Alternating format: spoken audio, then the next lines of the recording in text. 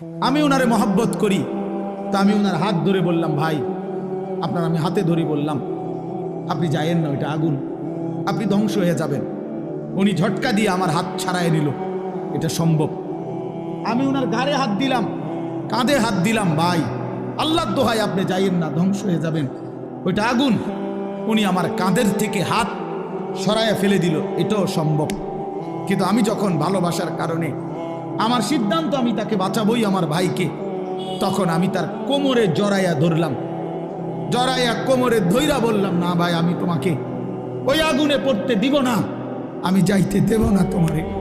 আল্লাহর কসম, নবীজি বলছে, উম্মত আমি আমার এক এক উম্মতকে কোমরে জড়াইয়া ধইরা জাহান্নামের আগুন থেকে বাঁচাইতে চাই।